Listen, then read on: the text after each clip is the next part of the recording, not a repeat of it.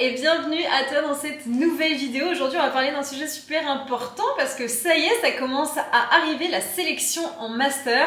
C'est vrai que c'est à la fois excitant et terrifiant en même temps, mais il faut bien y passer si tu veux bien sûr en septembre intégrer une formation dont tu rêves. Donc aujourd'hui on va reprendre ensemble finalement toutes les dates importantes qu'il faut bien que tu aies en tête et je te conseille même de le mettre en parallèle dans ton téléphone afin que tu ne loupes aucune phase de la candidature en master et que tu puisses être bien au fait de ce qui se passe dans chacune de ces périodes. Alors pour rappel, la sélection en master se passe depuis l'année dernière sur la plateforme qui s'appelle la plateforme Mon Master, qui est une plateforme qui est assez bien faite, donc elle peut avoir quelques petits défauts parce que c'est une plateforme qui est assez récente, mais elle est quand même bien faite dans le sens où ça vous permet à tous de candidater sur une même plateforme et d'avoir un suivi minimum sur votre candidature. Initialement, donc à mon époque si je puis dire, c'était il y a 2 ans, 3 ans, quand on candidatait en master, on devait candidater dans chaque site de chaque université, de chaque fac de droit et dans chaque formation. Il fallait remettre à chaque fois son CV, sa lettre de motivation, ses relevés de notes en fonction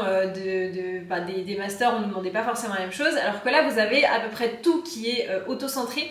D'ailleurs il y a ma vidéo de prise en main de la plateforme qui est sortie l'année dernière, donc si jamais tu en as besoin, n'hésite pas à aller regarder un petit peu à quoi ça ressemble. Donc en gros tu vas mettre au départ ton CV, ta lettre de motivation, donc je pense que c'est un peu des lettres de motivation et des CV un peu génériques. Après c'est vrai que pour chaque master dans lequel tu vas postuler, tu vas devoir remettre une nouvelle lettre de motivation, une lettre de motivation un petit peu plus personnalisée puisque tu vas t'adresser à un master en particulier. Donc le but c'est de faire un squelette un peu de lettre de motivation que tu utiliseras un petit peu pour toutes tes candidatures, mais simplement on va dire qu'il y aura un paragraphe qui sera un petit peu plus centré sur justement la formation dans laquelle tu candidates, afin de montrer au directeur de master que tu t'es quand même un minimum renseigné. Donc, il y aura pas mal de vidéos qui sortiront notamment sur Instagram, sur ma page qui s'appelle constance.mosnier. Elle a changé, au départ c'était le droit en 5 minutes, maintenant c'est constance.mosnier, mon prénom et mon nom tout simplement. Et je sors 2 réels par jour sur un master, sur une matière où je décortique un petit peu tout ça et je vous donne pas mal de conseils sur la sélection. Donc c'est vrai que la sélection master c'est une période qui est assez stressante et pour cause, moi je me suis fait refuser d'à peu près tous les masters dans lesquels j'avais candidaté à l'époque et j'ai été prise en master un peu in extremis fin août. Donc il faut jamais perdre espoir, c'est un petit peu long parfois, ça peut être très stressant, mais il faut vraiment pas lâcher. Donc c'est parti, on commence avec les dates phares de la sélection master.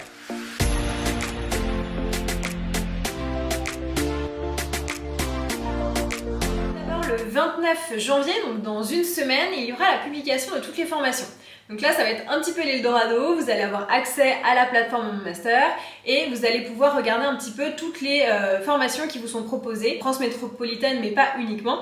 Ça vous permettra de voir finalement toutes les offres qui vous sont possibles et en fonction des villes, vous allez parfois découvrir des masters que vous connaissiez pas.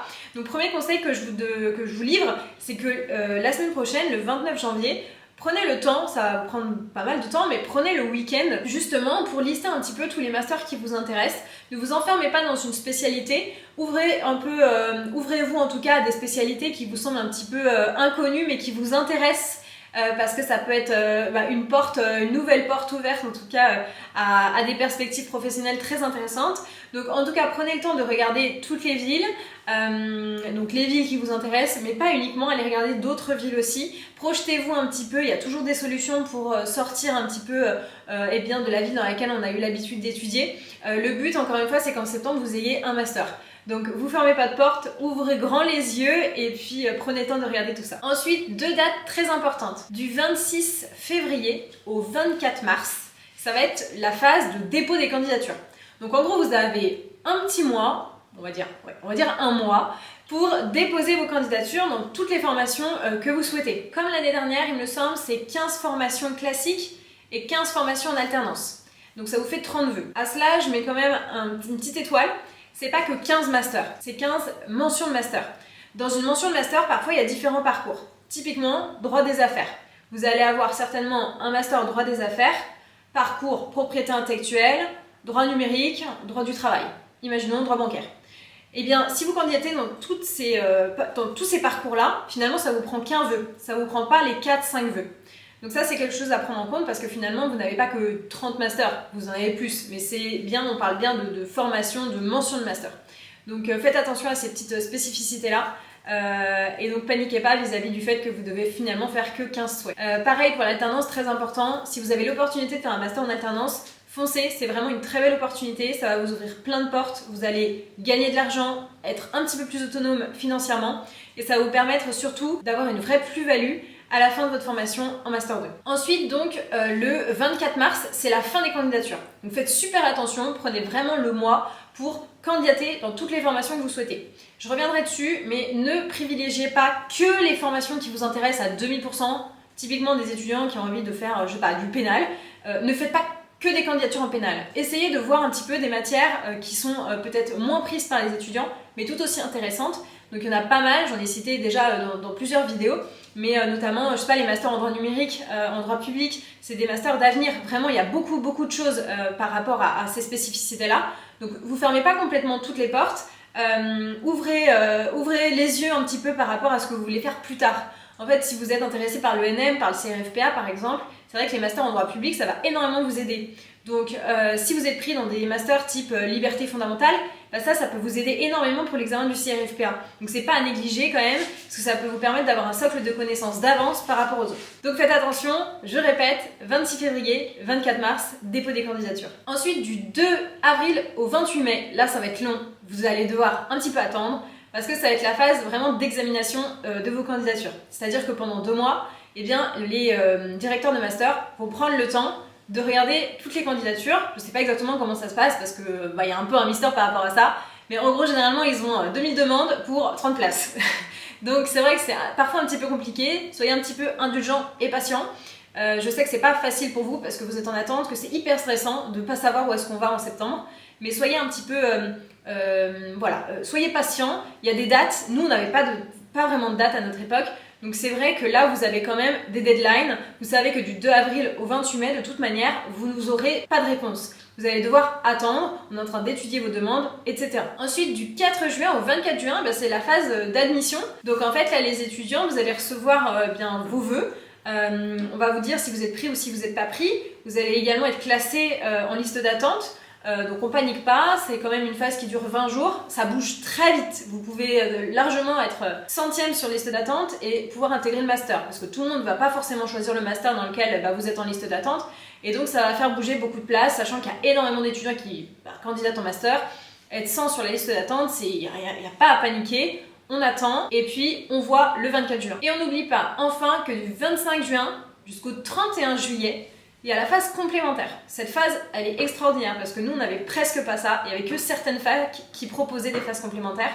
Vous avez le droit à ça, c'est tout centralisé. Donc vous allez pouvoir recandidater dans d'autres masters dans cette phase du 25 juin au 31 juillet. Ça va vous permettre de voir finalement, de faire le bilan. Ok, j'ai postulé que en droit notarial, j'ai été pris nulle part. Donc maintenant, je vais essayer de me poser la question de savoir, vaut mieux peut-être que j'ai un master et que ce ne soit pas du droit notarial, plutôt que j'ai absolument rien en septembre. Donc ça va vous permettre, et vous allez avoir quand même pas mal de temps, plus d'1 mois, pour justement vous poser la question de savoir, ok, dans quoi je postule, où est-ce que je fais mes demandes. Soyez stratégique à ce moment-là, on aura l'occasion bien sûr d'en reparler, mais privilégiez les petites villes, les plus petits masters. En fait, il faut essayer un petit peu de dédramatiser la chose. C'est vrai qu'on se prend pas mal la tête sur le choix du master, mais en fait, moi qui suis actuellement à l'école des avocats, je me rends compte que la spécialité que j'ai choisie en L3, alors que j'en faisais des caisses, la spécialité de mon master alors que j'en faisais des caisses, ma spécialité du CRFPA et aujourd'hui ma spécialité à l'école des avocats n'impactera pas en fait mon avenir en tant qu'avocat. Parce qu'en fait finalement tu fais ce que tu veux plus tard, alors bien sûr c'est bien d'avoir un chemin un peu logique bien sûr, mais sache que le choix que tu feras en master ne va pas déterminer ta vie. Moi j'ai des amis à l'école des avocats qui ont un parcours publiciste mais qui vont choisir la spécialité droit pénal à l'école des avocats parce qu'ils ont envie de s'ouvrir à ça. Donc pas de panique, si tu veux faire du pénal, tu feras du pénal, mais simplement peut-être que tu ne le feras pas en master. Pourquoi pas dans ce cas-là faire un DU à côté en criminologie par exemple, pour avoir une petite formation en droit pénal, et puis suivre des colloques. Voilà, ça va te permettre d'avoir quand même un petit peu des connaissances dans le domaine, et puis ensuite, tu choisiras si tu veux passer le CRFPA en droit pénal, tu le passeras en droit pénal, et puis si tu veux t'inscrire à l'école des avocats avec une spécialité droit pénal, tu le feras. Et finalement, c'est pas du tout grave si en master, t'as pas eu la spécialité droit pénal. Bref, tout ça pour te dire, n'en fais pas trop des caisses, ne te stresse pas trop avec ta spécialité de master. Le but c'est d'avoir surtout un master parce que si t'as pas de master, malheureusement ça va te fermer pas mal de portes pour avoir accès à certains examens type ENM, CRFPA, et j'en passe. Donc voilà, tu as toutes les grandes dates finalement de la sélection master et enfin sache que jusqu'à mi-septembre, ça va encore bouger dans les listes d'attente. Donc en gros, vous ne serez pas tous fixés au 24 juin. Il y a des étudiants qui auront des réponses que fin juillet, d'autres que fin août et d'autres mi-septembre. Donc il ne faut vraiment pas paniquer, il faut être patient et puis il faut s'accrocher, être un petit peu stratégique. Parfois, eh bien, c'est pas grave de ne pas intégrer le master qu'on imaginait intégrer. Ça vous ferme pas de porte, bien au contraire, vous en faites pas. L'objectif en septembre, c'est d'être inscrit dans une formation. Donc n'hésite pas à me rejoindre tout simplement sur Instagram, sur mon compte constance.mosnier. On peut tout à fait échanger sur la sélection master et puis il y aura plein de réels qui vont sortir qui te permettront de te rassurer par rapport à tout ça. Allez, bon courage à toi. Salut!